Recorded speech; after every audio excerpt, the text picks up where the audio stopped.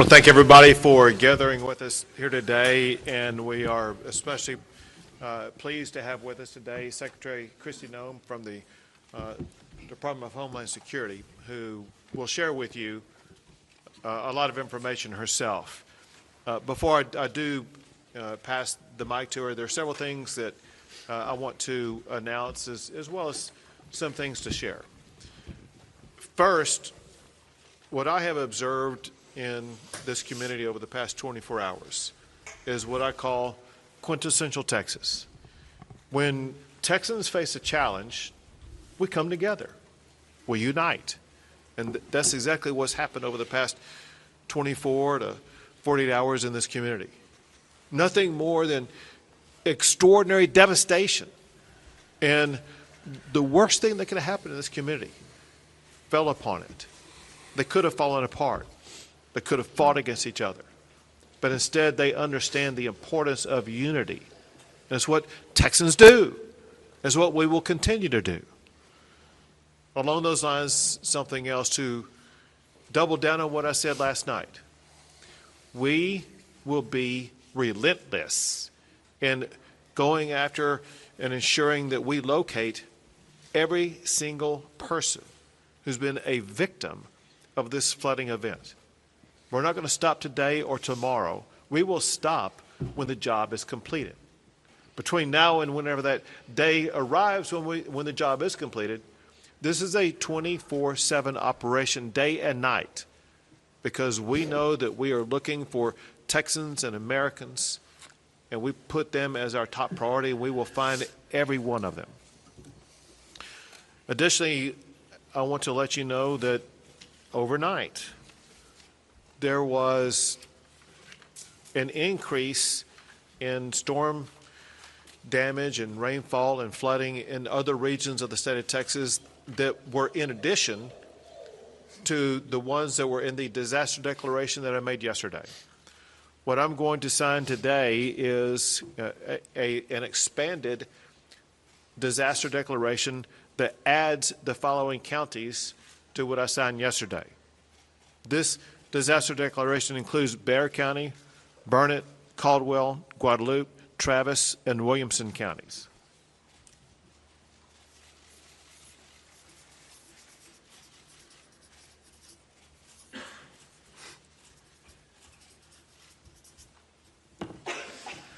We will continue to add counties as needed as conditions either worsen or improve in counties across the state of Texas. We will ensure that every asset and resource the state has is going to be made available to every county that's the subject of this disaster declaration. Also, I've had the opportunity to visit not just with Secretary Noem, but other officials in the Trump administration. And we know that President Trump, he loves Texas for one. He's deeply concerned about all the families who've been affected, but also knows about the magnitude of the devastation that we're suffering. And so what I'm about to sign now is going to be the first step in a process. This document is a request for a federal disaster declaration coming from the governor to seek the immediate and ongoing help of the federal government.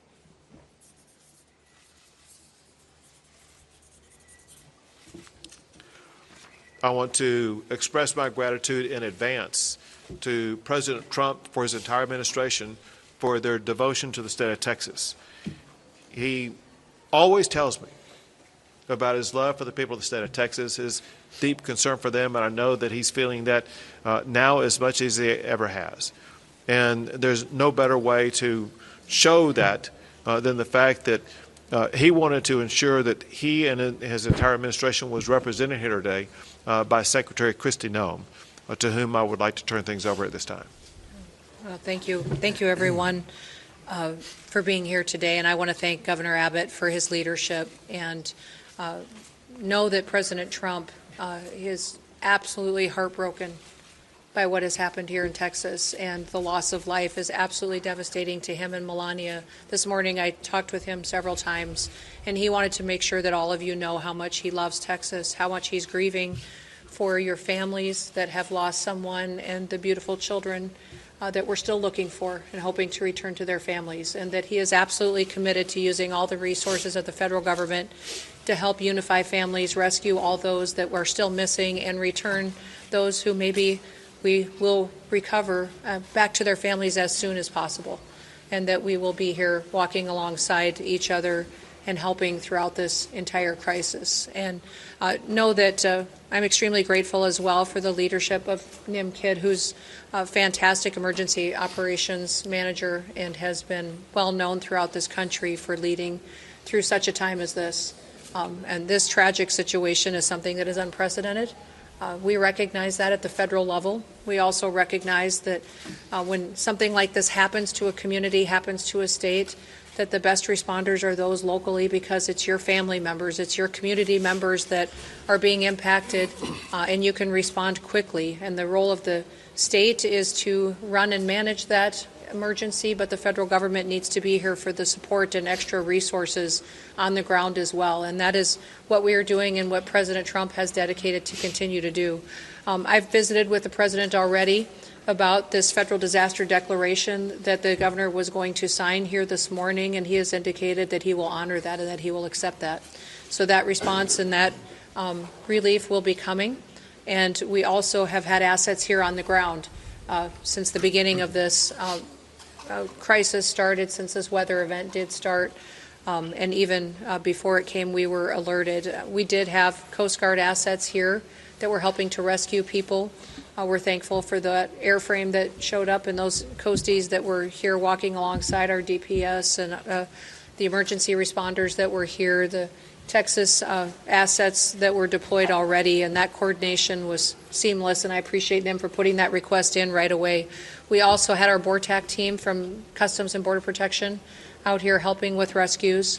They are a specialized, trained force to come in these types of situations and bring their skill set to bear. That is a resource that's incredibly important to the Department of Homeland Security, but also in these types of situations when we need emergency management response. We also did have a CBP advisory interdiction specialist here that was helping with some coordination of air assets that has been present. And then we are looking at the other entities that are under the department, what can be utilized. And of course, FEMA is standing at an enhanced level right now, which means that they are plugged in to the State Operations Center. We are engaged, and then as this response goes forward, that their role will continue to be filled as it always is in these situations, and will be timely and responsive as to what the governor requests and what is needed here on the ground.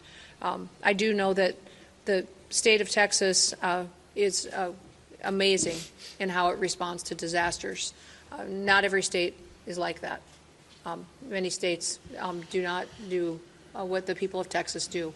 And you are an example to the nation of getting through these difficult times, but also know that you're not alone, that you have the entire country's hearts and are with you and are walking alongside you. And at the department, we will continue to bring more resources. We just, at the request of a previous conversation less than an hour ago, in visiting with him and with the governor, requested more fixed-wing aircraft from Coast Guard to come and help us, making sure that we're going out and locating individuals as fast as possible that we know are still missing, and that we also will send more airframe as far as helicopters that have the ability to come in, and some will be equipped, and the fixed wings with thermals so they can continue to work all night long. Some of the assets that other agencies may offer don't have that kind of equipment, but the Coast Guard does have it, and so that will be deployed so that the search and rescue efforts don't stop even when it does get dark at night.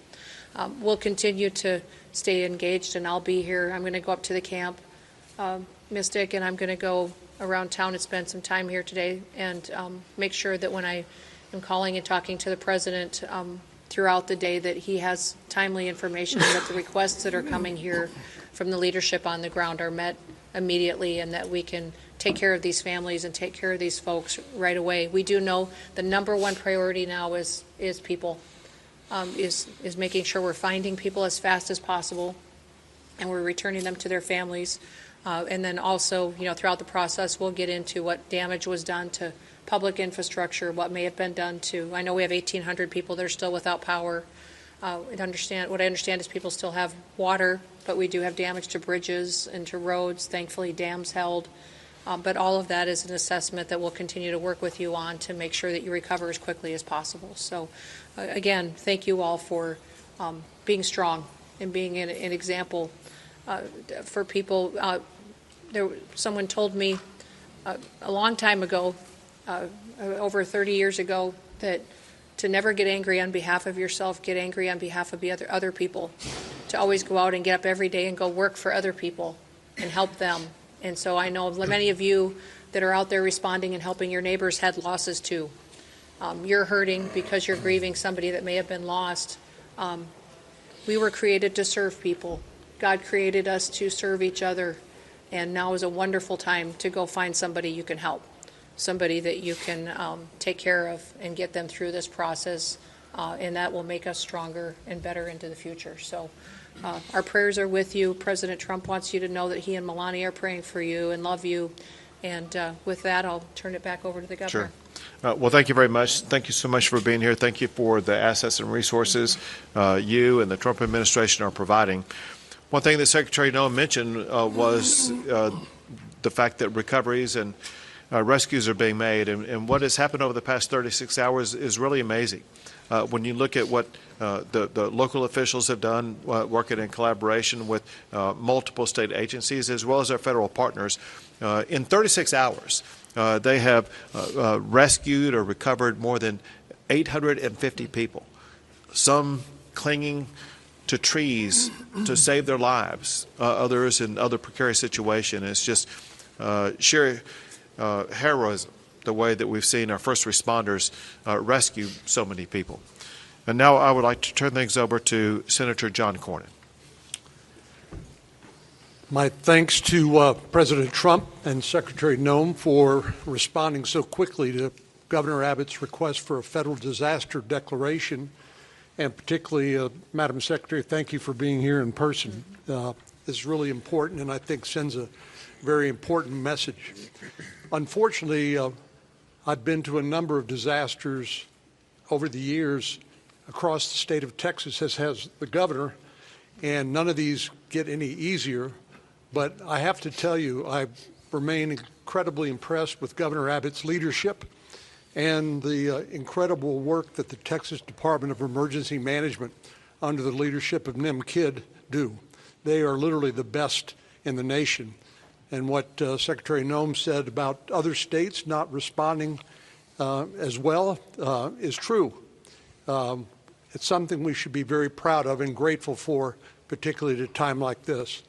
And then there are the men and women who are standing behind us here who have been doing the work on the ground, not waiting for the federal government to show up. They've been getting the work done, as the governor pointed out. And we are all together, we are praying for those who have lost loved ones and are grieving. We are celebrating with those who have been reacquainted with and rejoined with their family members. And, you know, a few years ago, the governor will remember this, up in West Texas after a terrible disaster, a county commissioner there said something to me that I think is appropriate at a time like this. He said, being from Texas is not just about where you're from, it's who your family is. And so when things like this happen, we come together as a family, as Texans, in a way that I'm very proud of. But it's very important because this is who our family is, and we owe it to them. And I take the governor at his word that he and his team will be relentless in supporting all of the efforts at the local and the federal level until every last person is accounted for and those families are reunited with their loved ones. But Governor, thank you again for your leadership. Secretary Noem, it means a lot to us for you to be here. And we appreciate Governor Abbott and Chief Kidd, but we appreciate President Trump and you responding so quickly to the governor's request for disaster declaration. Thank you very much. Thank you. And now Congressman Chip Roy.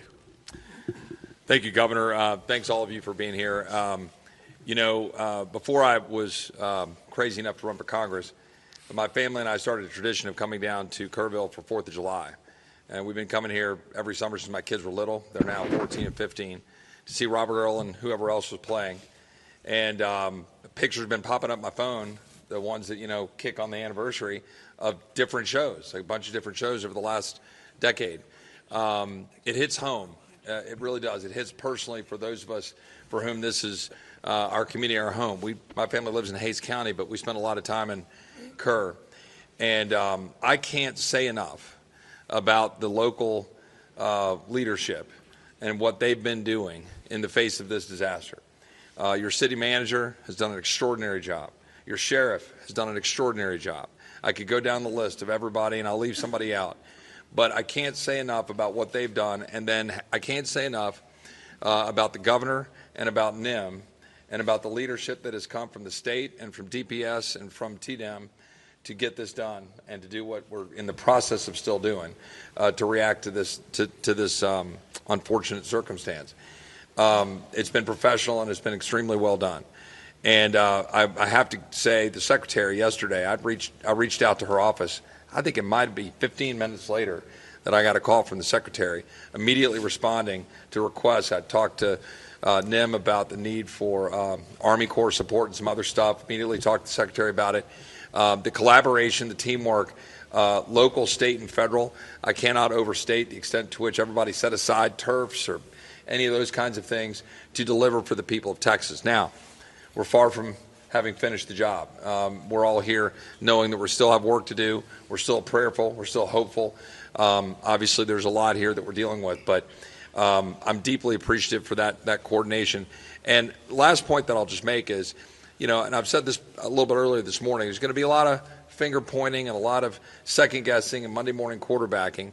And I just want to pick up on what I think the governor said about 850 something individuals that were moved quickly in this circumstance and in a once in a century flood where you get 12, 14 inches, where you get a 26 to 30 foot increase in water in the course of an hour and a half at 4 to 6 o'clock in the morning on a holiday. And that's what we're dealing with in these circumstances and where those camps are. There's a lot of people saying why and how, and I understand that. And I understand why parents would be asking those questions and all of the media. But where we are right now in terms of what we've done to be able to protect people, move them, get them out of the camps, and the heroic efforts of people that worked in those camps, directors of the camps, people who own the camps, who not just risked their lives, gave their lives to try to go save the lives of those kids. That's who they are as Texans. And I'm so proud of that. And I'm so proud of the work that everyone's done to do that. And now we just got to finish the job and be with the people. And importantly, pray for the families who have lost their loved ones. Thank you. Now, Kerr County Judge Kelly. Yes, I think I'm the only one at this table that lives on the Guadalupe River. And our properties were devastated, and I barely got home yesterday. I started my morning ushering in a crew with a skid steer and 2 dump trailers, 3 trucks, 9 men to start trying to rebuild what went down the river. I then had the opportunity to come here, where I was asked to go over to the funeral home. I had issues over there. I am a 50-year lawyer and a mediator and arbitrator, and we had some issues that needed attention. And I got to see firsthand many of the body bags, and it breaks my heart. And coming back from that, we had an opportunity to go on a helicopter ride with the senator and the mayor and inspect the devastation. We flew all the way up the South Fork, all the way to Crider's. And you can see what's happened, and it's going to be a long time before we're ever going to be able to clean it up, much less rebuild it. But there's nothing on the other side of Crider's. It's just hill country. And we didn't know. We know we get rains. We know the river rises. But nobody saw this coming. And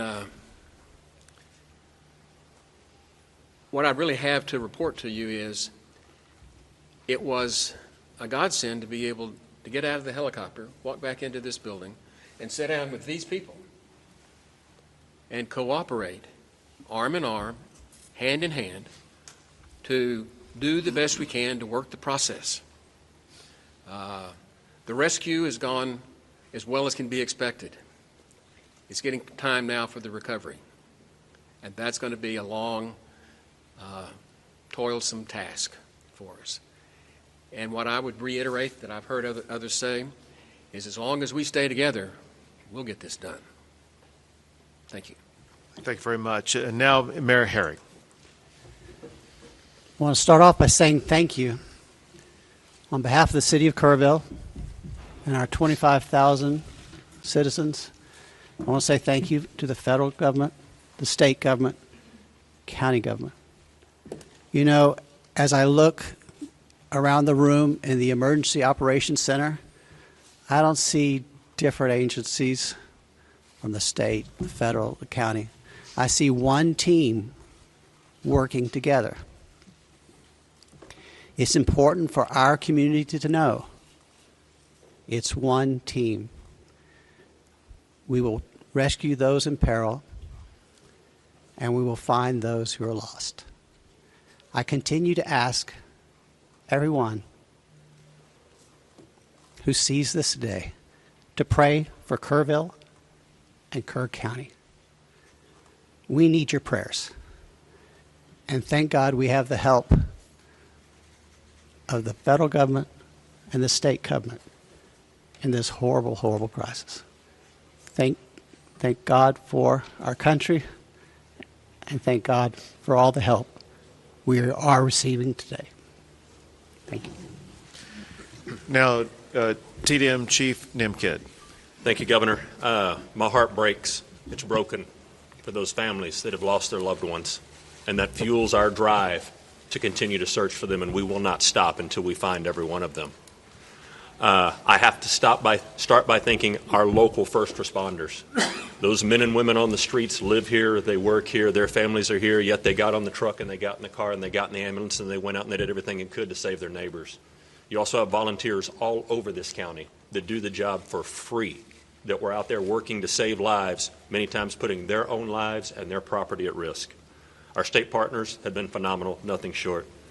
Madam Secretary, your federal team has been nothing short of remarkable and impressive. I'm grateful for that. Every time I've reached out to you or your staff or Acting Administrator Richardson or the Acting Regional Administrator, I don't think the phone has rang twice before you've answered.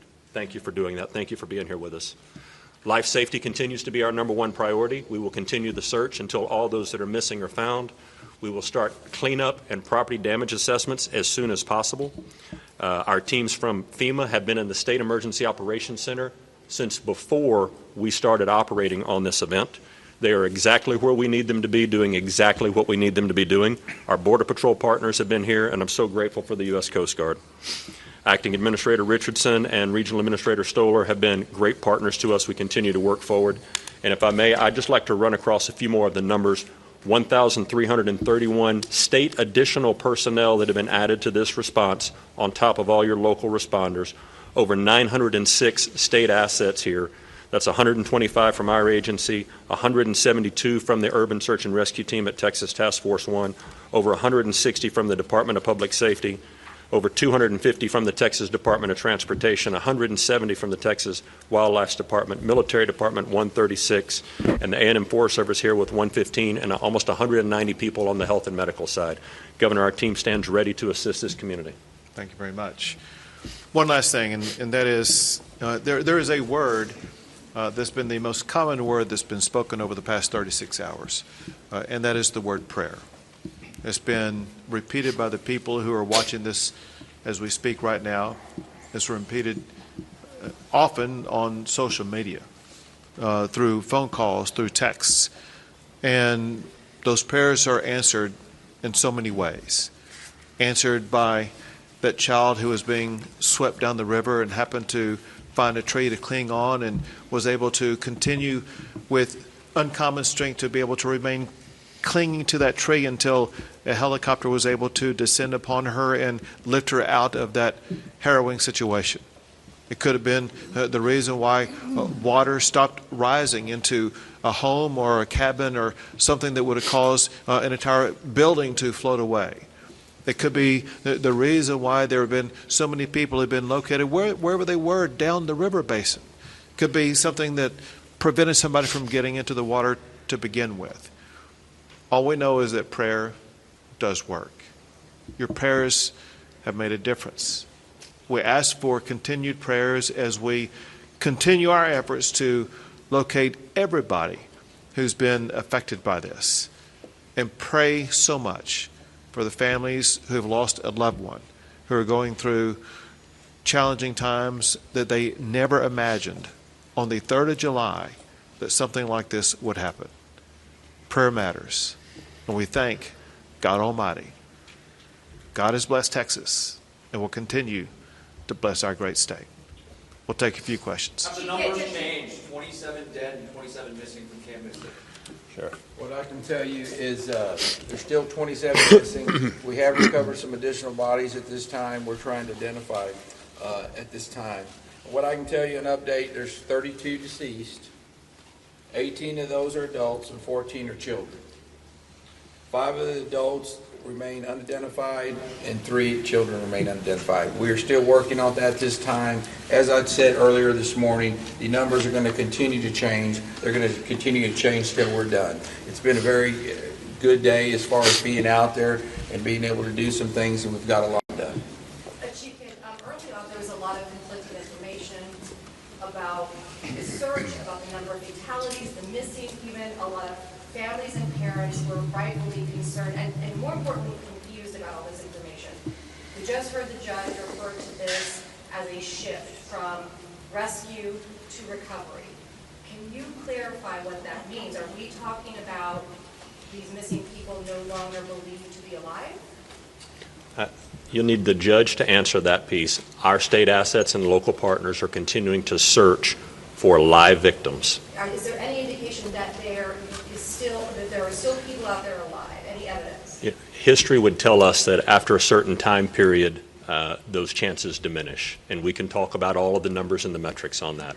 Our hope and prayer is that there are still people alive that are out there, and we are still actively searching for them, and we will continue. And listen, that will turn into recovery at some point, and none of us want to put a time period on that right now. But when you talk to the men and women that are up there in those helicopters and out in those boats and walking the ground, they're looking for live people right now and doing everything they can to continue this search as fast as possible. And Judge, just a moment to clarify, because we want to be very clear with especially families and parents that are watching this. What makes you feel like this has gone from rescue to potential recovery? Because there is a difference. We will eventually get to the recovery. 2 more questions. Well, we're going to do more than 2 more questions. I want to say this. My instruction to every state agency involved in this is to assume everybody who is missing is alive, and there's a need for speed. Not just every hour, every minute counts, which is why there's people in the air, people in the water, people on the ground right now, because they're looking to save every last life, and we will not give up that effort. 2 more questions. Where is the search happening and what are the challenges? I live in Kerrville. Why was the National Weather Service not pinging their phones before 7 o'clock this day of 4th of July? We need a federal people who can answer that maybe for us. I got updates at 7 o'clock. First one I heard. And I've heard updates throughout the week, but not before 7 o'clock in the morning. Wasn't that a fundamental failure of the federal government's responsibility to keep us safe? Well, you know, my background is before I was in the secretary position here under the Trump administration, I was governor of South Dakota and served in Congress for 8 years before I was governor. And so I will tell you that for decades, for years, everybody knows that the weather is extremely difficult to predict, but also that the National Weather Service over the years at times has done well, and at times we have all wanted more time and more warning and more alerts and more notification. That is something, and one of the reasons that when President Trump took office, that he said he wanted to fix, and is currently upgrading the technology, and the National Weather Service has indicated that with that and NOAA that we needed to renew this ancient system that has been left in place with the federal government for many, many years, and that is the reforms that are ongoing there. The timeline that I have, I don't oversee the National Weather Service, that's not under my department, but the timeline that I did receive from them was that the notifications started to look at its expansion for its limited flood impact area that started on July 3rd at 1:18 p.m. The flood watch was issued. Although it was moderate, it wasn't to the extremes that it was, that when the system came over the area that it stalled, it was much more water, much like I think we experienced during Harvey, the same type of system that was unpredictable in the way that it reacted and the way that it stopped right here and dumped unprecedented amounts of rain that caused a flooding event like this. They continue to elevate and up their notifications. When your notification hit your phone, sir, I'm sorry, I can't speak to when that is, but I do carry your concerns back to the federal government and to President Trump, and we will do all we can to fix those kinds of things that may have felt like a failure to you and to your community members. But we know that everybody wants more warning time, and that's why we're working to upgrade the technologies that have been neglected by far too long to make sure that families have as much advanced notice as possible. But one more question, folks. Can you please speak to the search efforts and where that's happening and what the challenges are? Question was search efforts. Where it's happening, challenges, what it's looking like. Yeah, the entire river is being searched from the northernmost impact all the way as we run down. You have assets in the air that are still doing searches, you have boats that are in the water doing searches, and you have ground crews doing searches. As the water recedes, new areas being uncovered and searched, and you have human and canine that are working those banks and will continue. It's a grid situation where we've got maps in there in the EOC where you can see what group is assigned to what area and reporting back to command if they find or if they continue to clear. And that process is going to keep going. We are not stopping until we find everyone that's missing. Great. Thank you, everyone. That's all we got time for. Go ahead. As far as the resources people who are trying to recover, we have FEMA, we have the states. What can people depend on from the federal government and the state government in this time of need? There's a lot of that. Well, as in every emergency situation, the local emergency responders put together what the request is through the state, and the state coordinates all of the response and what assets may be necessary and makes a request to us. So now that the governor has already requested this federal disaster declaration, he will start to tell us what the needs are, and the federal government will do all that we can to support. Ma'am, will there be direct assistance? Well, there already has been direct assistance. I mean, when you look at having Coast Guard assets here on the ground, we just requested more assets to be here, Border Patrol here. If there's more individuals and federal law enforcement officers, if we need any assets that I may have under my purview, I've made available to Noem, and so he knows that if he needs something, it'll be here. Great. Thank you. Everyone. Appreciate it. Thank you, folks.